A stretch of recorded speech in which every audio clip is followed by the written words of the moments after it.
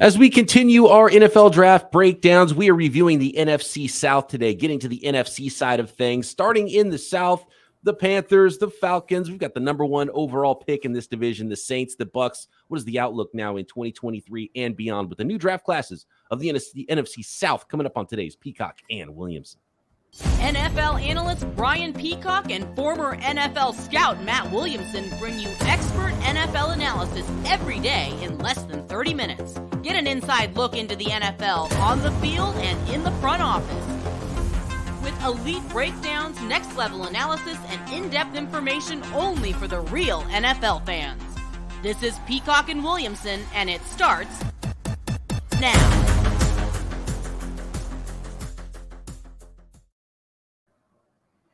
Welcome to the Peacock and Williamson NFL Show. Brian Peacock alongside Matt Williamson at BD Peacock at Williamson NFL. Thanks everybody for making us your first listen on the Locked On Podcast Network. Your team every day. Shout out to the everydayers. Today's episode is brought to you by FanDuel Sportsbook, official sportsbook of the NFL. Make every moment more. Visit FanDuel.com/LockedOn today to get started. As we do, Matt, as we've been taking a peek at these drafts, post-draft, did a little deeper dive, going division by division, team by team, every post-2023 draft class here. We've also taken a peek at the salary cap situations for these teams. And are there any themes for the NFC South as it pertains to the cap? Yeah, hopefully everyone had a great Mother's Day weekend. We had all the moms here. That was tremendous. We had a good time yesterday just hanging on the deck and chilling. NFC South cap situation. Yeah, there are a couple interesting things. So as it sits today for 2023, the Falcons and Saints are fine. They're kind of middle of the road. The Panthers have the second most space as we speak. They have 27 million. So my hunch is they plan on rolling a lot of that over to next year because I can't see them going and getting DeAndre Hopkins or Chase Young or, I don't know if that's their MO right now. Who knows? But Tampa is last right now in salary cap space. They have under $1 million.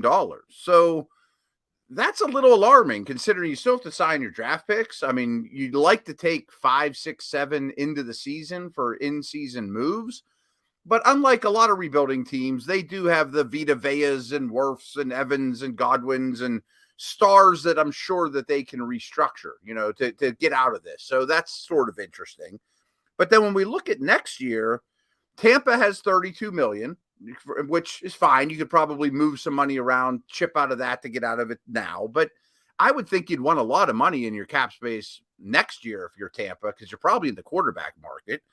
The Saints, as usual, have minus 56 million as usual. That's like 100 million more than they usually have. Yeah, it's not so bad. So they're only 30th in the league. Starting to take their medicine a little bit. And they were still able to add Derek Carr this offseason, even though they're even more over the cap coming into the year. So we know how the Saints do, and the cap is not completely fake, but it's not completely real as it pertains to the New Orleans Saints. And I do think that it did affect them, even though they've done a great job of, not letting it affect them too much. But clearly it's a situation where the cap hasn't been super friendly to them, even though they're the best at manipulating it.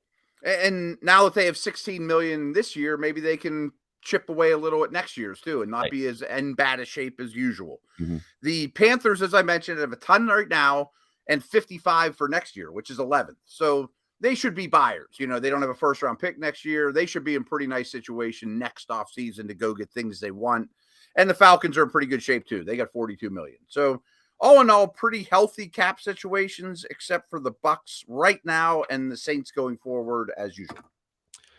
And of course, with the Panthers using their resources, their draft resources to go up to number one. We'll talk about the number one pick and the rest of the Panthers draft class. So that allows them to supplement their first pick next year, even though they don't have a number one pick, and they'll have cap space to do so instead, which is probably part of the calculus there for what they're doing and building this thing and deciding to move up. And they had some extra picks to allow them to move up in this year's class. But we're going alphabetical, which means the Atlanta Falcons are up first. And anybody who listens to this program, shout out to the everydayers once again. They know how I feel about running backs and building your team around running backs in the NFL. So it's tough for me to give the Atlanta Falcons a huge grade when you start off your draft class with the top 10 running back. That is even if it is the best running back in this class and the best one we've seen in a little while here, number 8 overall, Bijan Robinson, running back out of Texas. I've warmed up to it a little more, not because I greatly condone running backs in the first round. I'm a little wishy-washy on it. I'm not as strong on my stance as you are. But the more fifth-year option talk we have, the more I think if you could get this guy as his fifth-year option, assuming he is good, which don't assume that in the fifth-year option world. I think we've taught you guys that over the last couple of weeks, that if he's 7-8 million, and you get a 5-year rental of him, maybe franchise him on top of that. I don't hate it because he really is special. I mean, the more I watch him, I'm blown away with how good he is. So one of the ways I look at it with the Falcons especially is they showed us last year how you can draft a 5th round starting running back. You know what I mean? And so, like, how much better is Bijan going to be in the running game than what they were good at running the football last year. That wasn't the reason why they were drafting number 8, was because they couldn't run the ball, right? But what's he going to do in the passing game is the real key here, right? And how dynamic is he there, which is going to produce some value. And then it comes back to the war of attrition. So if a running back is really great receiver, it's like, oh, cool, he's more valuable, but he's a good runner too. So he's going to get 20 touches. So he's going to get hurt. So he can't be valuable as a pass catcher anymore because he's going to be injured because you used him still as a running back, So it's like this circular thing when it comes to running back, even when they're valuable, they're not valuable. And then the attrition and then the replacement level is so high there. So, altogether, Bijan, like, the evaluation's easy. Of course, Bijan Robinson, one of the most talented football players in the class. And so you got that. And I'm sure he's going to be a hit and a good player for the Falcons. Does it add W's to their team going forward in the long-term build is my question there. But a really good player. And so, have fun, Falcons fans, watching Bijan, because when you're a fan, you're like, oh yeah. Fun players to root for if I'm a Falcons fan. Yeah. I mean, he certainly makes you want to go to the stadium, and, 12-year-old son wants a Bijan jersey right now, I'm sure, and I'm going to take him really high in fantasy and all those things. And I do think I always talk about the quarterback nest, whether it's Ritter or somebody to insert next year. I think that's a really soft nest in Atlanta. Yeah, and it helps when you follow up that pick in the first round with your second round selection of Syracuse offensive lineman Matthew Bergeron. And if I'm not mistaken, he was announced as a guard, and there was some talk if he would stick a tackle in the NFL or if he would move inside. And I think he can be a really good interior offensive lineman. Could probably play tackle as well, but it sounds like he's going to go the interior route there with the Falcons. With the early pick in the second round, Matthew Bergeron, like that selection, great value and a really good player for the Falcons in round 2. I love the fit too. I like the player coming in, and I like the fit. They had 4/5 of their line set with one guard spot open, but I don't know how long the 2 tackles will be there. So yes, he's going to be a starting guard immediately unless he falls on his face, and always can kick out to left tackle if Matthews retires or whatever, So I like that the future might not be inside, but the present is, and his play demeanor and nastiness fits the way they play really well. They're going into year 10 for Jake Matthews, by the way. Yeah, right.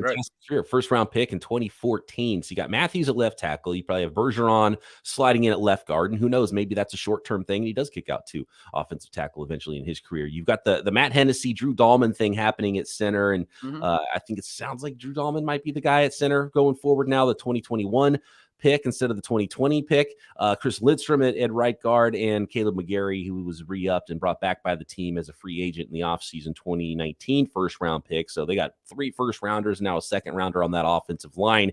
Nice little unit there. Nice little running game. And, obviously with Tyler Algier, the 5th rounder last year, and Bijan, they fit together as well. And, Cordero, and like they have tons of talent there behind that offensive line to try to help make Desmond Ritter's job easy, which is what you want to do. So you talk about a nest, and if drafting a first round running back, and I would still argue drafting a first round offensive tackle, if that's the case, if you're trying to, or receivers, if you're trying to help your running back, or if you're trying to help your quarterback, I would still go a different direction than running back, but it still could help their quarterback, Desmond Ritter. And if you, I guess that could have been Skoronski, and he could be the guard, maybe tackle down the road too, And so, Matt Collins to go with Drake London, to go with Kyle Pitts, obviously. And did they draft a receiver? They did not draft a wide receiver. They didn't. Their draft class here. But anyway, you just talk about that running game, and up front, things look well. The The development of that passing game, though, with Pitts, London, and obviously Ritter is going to be huge for this team going forward. One little nugget, too, is that you mentioned Bijan as a detached receiver. I do think we'll see a lot of that. And I have mixed feelings about it because we've already seen this parade, but I've also heard Cordarrelle Patterson might do more wide receiver things. I'm like, he finally found a home. He wasn't a good receiver. I don't know, whatever. He was always so dynamic coming out of Tennessee. I remember watching him, and he was such a great returner. He's like 6'2" plus and 225 pounds, but he runs like this. And after the catch, and really, it's kind of like the Deebo Samuel thing. You realize, he's just as much a running back as he is a receiver. And for Patterson, even more, because he was never great at doing the receiver-y stuff. And so it'll be interesting. But I think one of the things you do is hopefully they keep Bijan healthy by not running him into the ground. It's like, okay, you have right. Like, I would have no problem if Bijan Robinson isn't even on the field on first downs, which is kind of insane to say about a running back that you drafted in the top 10. I mean, even 12 carries a game and 8 targets. Okay. Yeah. Or 12 targets and 8 carries. How about that? Right. Especially if you're losing, which they might be. Right. And so, you can see how some things could go well. Let's see how that passing game turns out with Desmond Ritter there for the Falcons. But, I don't know how we feel about this team on the defensive side of the ball. Let's look at the rest of their draft class next. We'll talk about the Panthers draft, of course, the New Orleans Saints and Tampa Bay Buccaneers here, reviewing the draft classes and looking ahead to 2023 a little bit here for the NFC South next. Today's episode of Peacock and Williamson is brought to you by FanDuel, America's #1 sports book. And it's all about the no sweat first bet. When you sign up at FanDuel, make a fast break to FanDuel during the NBA playoffs. Right now, new customers get a no sweat first bet up to $1,000. That's $1,000 back in bonus bets if your first bet doesn't win. There's no better place to get in on all the playoff action than America's #1 sports book, and tons of fun playoff series in the NBA, tons of fun playoff series in the NHL as well. Of course, Major League Baseball will be going every day all summer long, and there's football futures as well. You can still bet on the next Super Bowl winner in the NFL in 2023. The next MVP, the next coach of the year. So many prop bets as well for the season, as far as sacks and rushing yards and Bijan Robinson Rookie of the Year, right? So visit FanDuel.com/lockedon to get in on all of it and get your no sweat first bet up to $1,000. That's FanDuel.com/lockedon.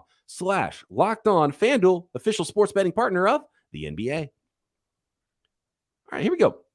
Finish up this class. We spent a lot of time with the first couple picks here for the Atlanta Falcons in their 2023 draft class. They came back in round 3. Zach Harrison, really big-time recruit to Ohio State, defensive end, looks the part, never really came together. Can they figure it out there in Atlanta? They spent a third-round pick on him, hoping that they can get themselves a big end and potentially do it all. And can he figure it out as a pass rusher is the question. Clark Phillips, cornerback out of Utah in round 4, and then they came back with 2 seventh-round picks, no 5th or 6th rounders. DeMarco Helms, Alabama safety, and Jovan Gwynn, South Carolina offensive guard in round 7 there. Back-to-back picks, by the way, in round 7 to finish it up for the Atlanta Falcons. By the way, 3 Alabama safeties drafted this year, man. Oh, wow. I didn't think of that. Crazy.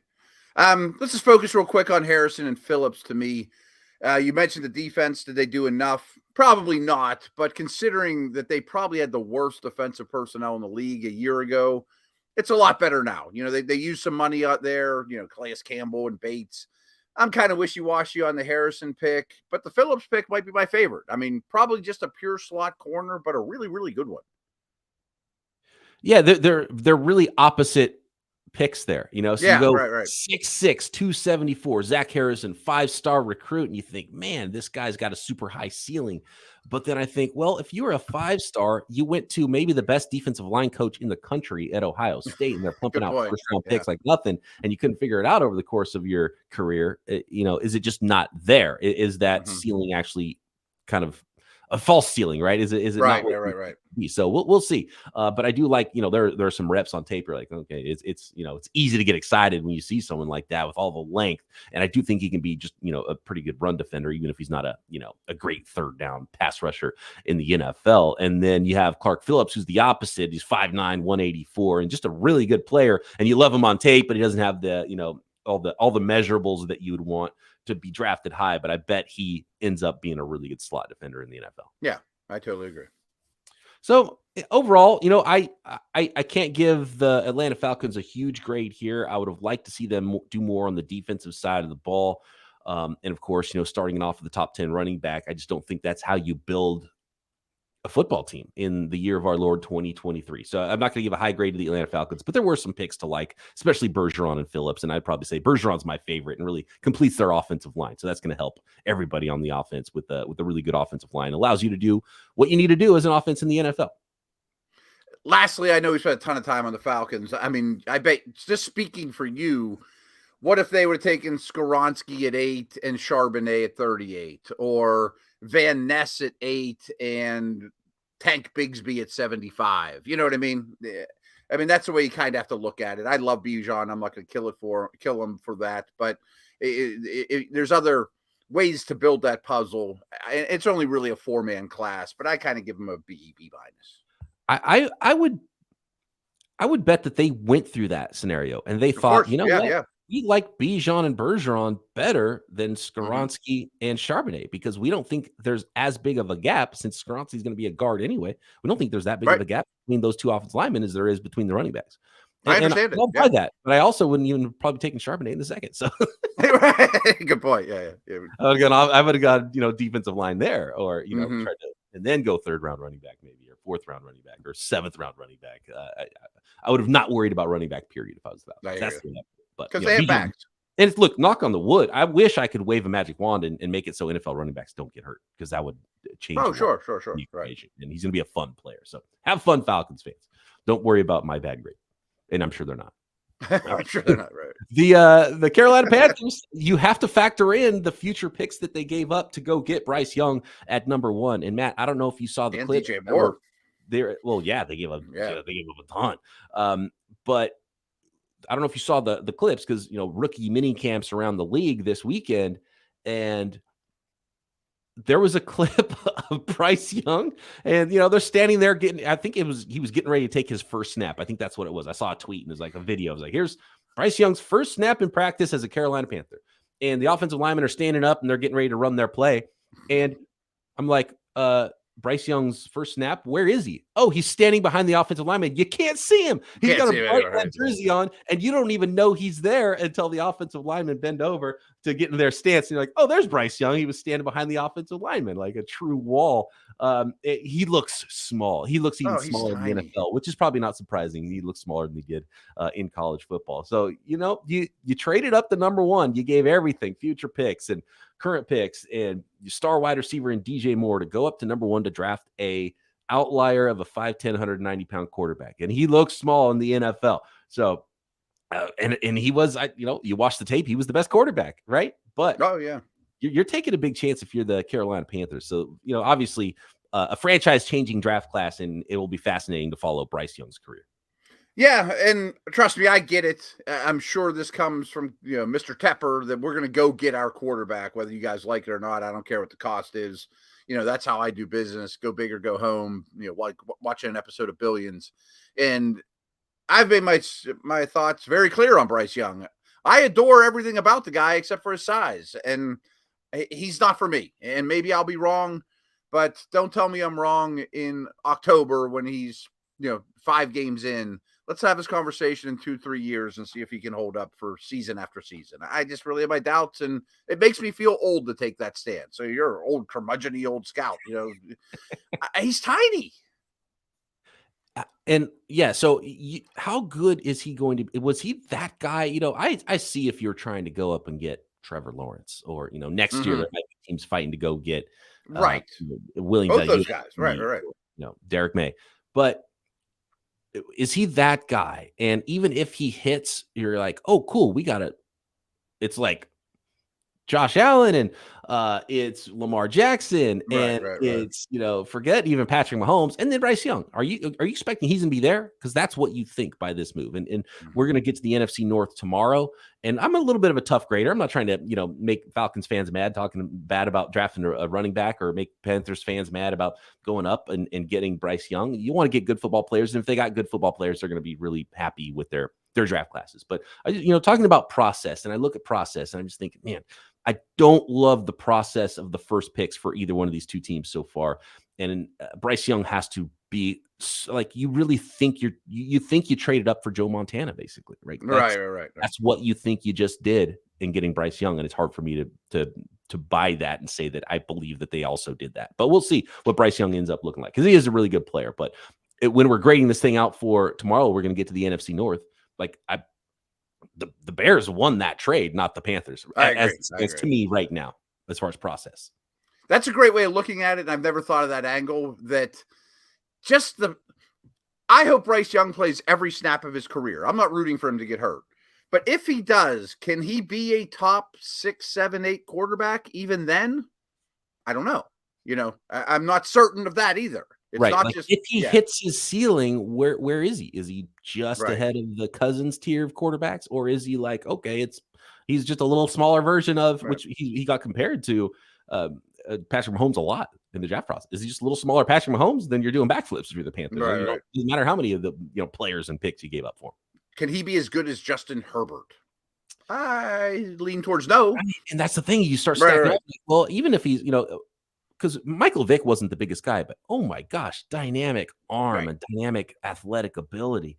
And Bryce Young doesn't even have that dynamic arm or he's pretty athletic. He has a good arm, but he doesn't have that physical trait. You're like, wow, even if he hits, he's going to be on this tier. So that's where it starts to get a little bit more difficult for me. Like you mentioned Josh Allen. I didn't like Josh Allen coming out. I hated him after his rookie year or so, but he still had a superpower, I mean, you could still, and I could still write a story where, wow, this guy's awful to play against. And I understand Young does all the little things extremely, extremely well. Anticipation, seeing the field, all that. But I don't know if he can be as good as Justin Herbert. Yeah, and just look at past Alabama quarterbacks too, and you're like, okay, when you're in a great program, you get helped, and you get to the NFL, and you realize how much more difficult things are when you're not playing for Alabama. Ohio State, similar things happening there with the Ohio State quarterbacks. So moving on from Bryce Young, look, good player. I like the pick. I would give him an A+ if they got him at 9. Trading up for him, it's a little bit harder for me, and he's got to really, really, really hit, and he's got to be a maximum of his physical tools, basically. And then Jonathan Mingo in round 2 was a round 3 guy that they drafted too high because he's more of a gadget player. So I don't think you even got a true number 1 or even the possibility of a true number 1 for your young quarterback. But what you got was a player that you can feed the ball to in a lot of different ways. He's going to be a pro. Is he a number 2 or a number 3, which is the key for Jonathan Mingo in the NFL? Because if he ends up being sort of just like, okay, he's kind of a number 2/3 receiver, then, there was other ways to go that high in the second round to go find yourself a difference maker for either your quarterback or your football team. So, if we're playing the value game, I think really there was only one pick in the entire group for the Carolina Panthers that I felt really good about. We're like, oh, okay, you got a really good player at a value spot, or actually 2, I would say, and those would be the last 2 picks. By the way, third round, I kind of like those 2. Third round for the Panthers. DJ Johnson, projectable, project edge rusher out of Oregon, and then my 2 favorite picks that I was talking about there: Chandler Zavala, NC State guard in round 4, and then Jamie Robinson, who is a safety out of Florida State in round 5, an undersized, really scrappy safety, could play the slot. It's going to be a core special teamer for you, I'm sure. And I think he's going to be a starting player eventually, whether it's slot or even a safety in the NFL, potentially, just because of the way he plays. Like watching Jamie Robinson play. So interesting draft class. I like their last 2 picks from a value perspective much better than their first 3 picks. But of course, it's all about the quarterback. Yeah, we'll wrap it up quick here. But Johnson doesn't really move the needle for me in the 3rd round. I thought he was overdrafted. Zavala has some injury stuff, but I like that you're pairing him with another NC State guy, last year's first-round pick, Icky. Keep him, in that area of the country, and it might work out well for you. Robinson would help any defense, exactly the way you said. I like Mingo a little more than you do, but he wouldn't have been in my top 39 players. He went 39th. I do like the idea of drafting a quarterback and then drafting a receiver high, Pickett and Pickens, or, those type of things. Bring them in together, let them learn the world together. And, I think there is some value to that. I do want to say on Mingo, I really like Mingo. And I was like, man, someone's going to get a steal of a 4th round player in Mingo. That's what I thought about him. I was like, okay, well, he went all the way up to, in the top 40, early second, top 50 picks, right? So the 8th pick in round 2 for Jonathan Mingo. And I think he got helped because it was such a small wide receiver class. And he's actually 6'2", 220. But if you're thinking you just snagged A.J. Brown out of Ole Miss. I don't think that's what Jonathan Mingo is. But I do and that's what's funny is I liked Jonathan Mingo more than consensus, but I didn't like him this much. And so that's why it's he's around too high, which is, whatever. If he turns out to be the guy they hope, then it doesn't matter. You don't care if you got him around earlier because he's worth the slot that you got him. And we'll see if he ends up being that. But I just don't think there's a path to him being a true outside number one, type of wide receiver. And maybe it doesn't matter anymore. Maybe that's me being too old here. I'm thinking, he's not an outside receiver, so he can't be that valuable enough to draft in the top 50 because he's a slot guy and a gadget guy. We'll see. I'm a fan, but I thought 39 was pretty rich. Okay, next we've got the New Orleans Saints and the Tampa Bay Buccaneers drafts from 2023. Thanks, everybody, for making Peacock and Williamson your first listen every day here on the Locked On Podcast Network. Shout out to the everydayers. We're going to continue on. We got 3 more divisions in the NFC to deep dive into every pick from the NFL draft, division by division, player by player, team by team. And, of course, we've got you covered all off season long and in the on season as well. I mean, come on, right here every day, Peacock and Williamson. All right, here we go, Matt. New Orleans Saints. How we feel about this New Orleans Saints draft class? New Orleans Saints are just a weird franchise. They are.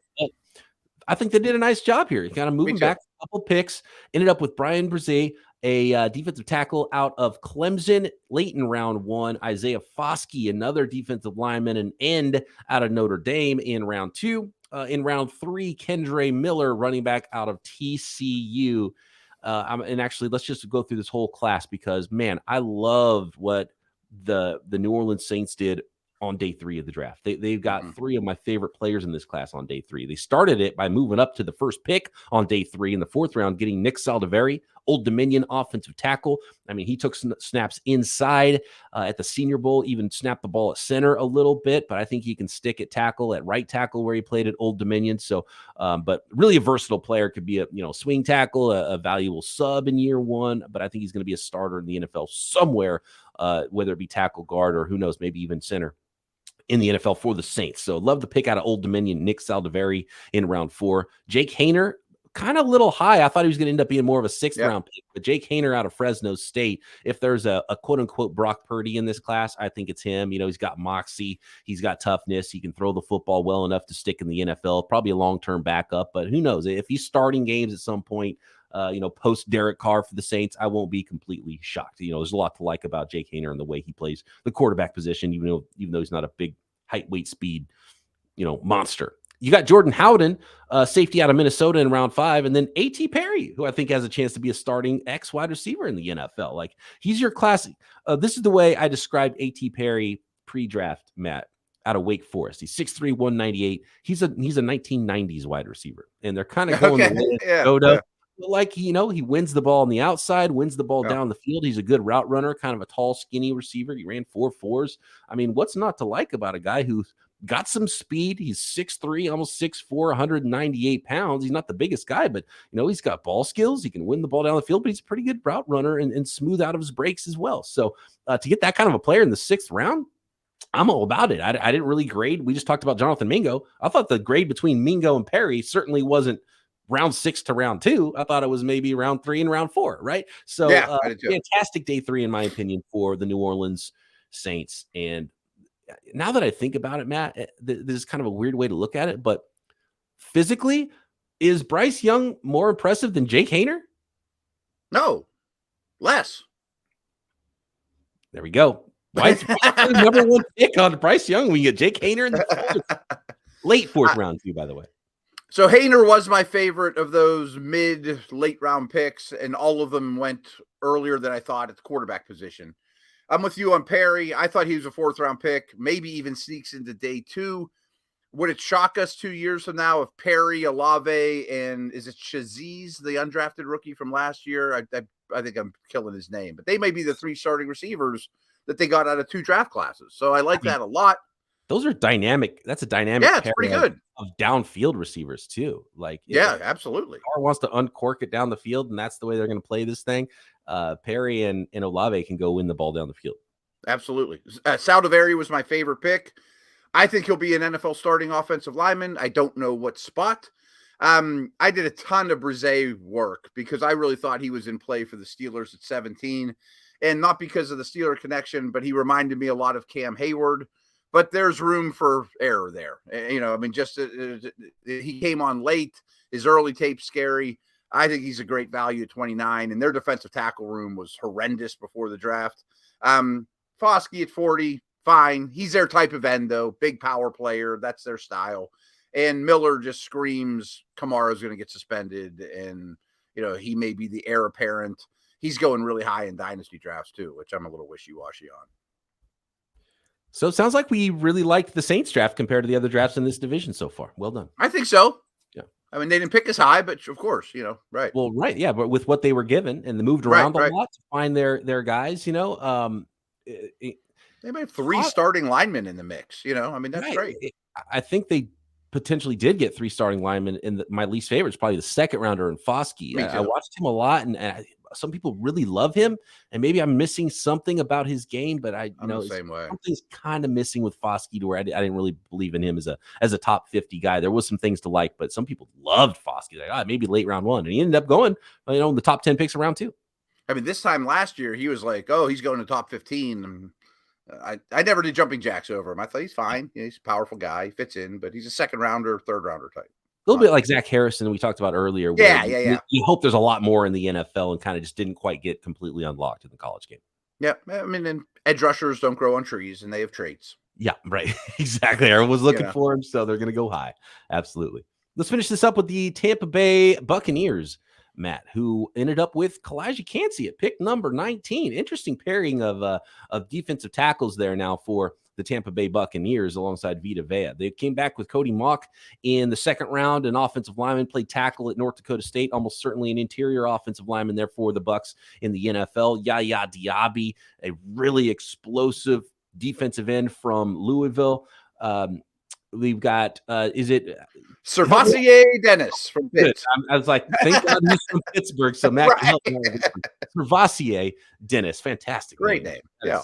Awesome. Linebacker from Pittsburgh. Let's stop there. What's the scouting report on Servassier, 5th-round linebacker out of Pitt, Matt? He's fine. I think he's a backup / third linebacker, maybe borderline starter, good special teamer. Hey, I root for my Pitt guys. They took 2 of them. I thought he was more of a 6th rounder, but we're splitting hairs here. Payne Durham, the second 5th rounder for the Bucs here, is a really good blocker and probably underrated receiver. I think he ran the slowest time at the combine of all the tight ends, and in a really good tight end class, it's easy to get lost. But on tape, a really good player out of Purdue. Absolutely. So I like Payne Durham there in the 5th round.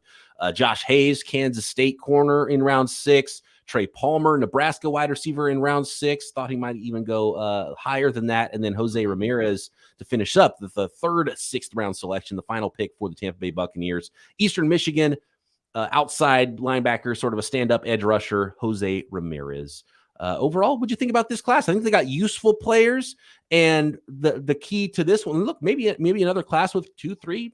They might have got 4 starters if you count Payne Durham. I wouldn't be shocked at all if Payne Durham's, a starting wide tight end at some point in his career. Yeah, and you had little notes on all these guys that I agree with. I thought Palmer was more of a 4th or 5th. I mean, pure burner, great. Jose Ramirez and Yaya Diaby went very far apart, and one of them has, Diaby obviously has much better testing numbers, but they were 2 of my favorite edges. Ramirez was very productive. Diaby has great traits. So I think that they will be happy with those picks. You mentioned Durham. He'll play. I mean, whether he starts or not, he'll play. I mean, he's going to last in this league. Mauch, I think, will also play. They've also had really good success with small school linemen. I don't think he's a tackle. I think he's an interior player, but they need help there as well. They get, what's-his-face? The center comes back that was missed all last year, so I think Mauch will line up next to him.